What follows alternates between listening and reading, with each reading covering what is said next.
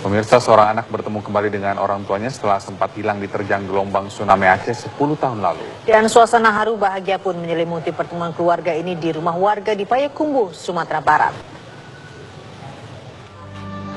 Hah? Mama gitu? Betul. Ya mama tuh.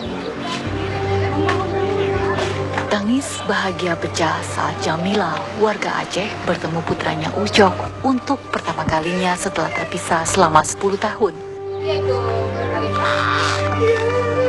Ucok terpisah dari keluarganya saat gelombang tsunami menerjang Aceh tahun 2004 silam. Saat peristiwa tsunami terjadi, Ucok yang memiliki nama asli Arif Pratama Rangkuti menginjak usia 8 tahun.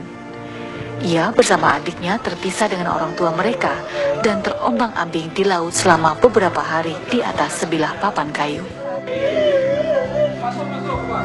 Meski Ucok belum bisa diajak berkomunikasi dengan baik, namun pasangan Septi Rungkiti dan Jamila mengaku bahagia bisa berkumpul dengan anaknya kembali.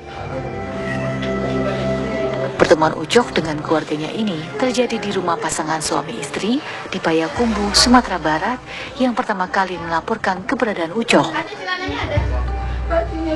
Lana Mistari dan suaminya meyakini Ucok adalah warga Aceh korban tsunami setelah menyaksikan tayangan pertemuan orang tua Ucok dengan adik Ucok bernama Weni beberapa waktu lalu.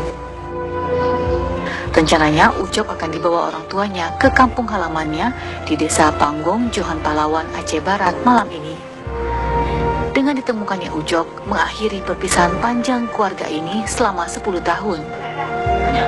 Dari Payakumbuh, Sumatera Barat, Dona Maisel, TV One mengabarkan.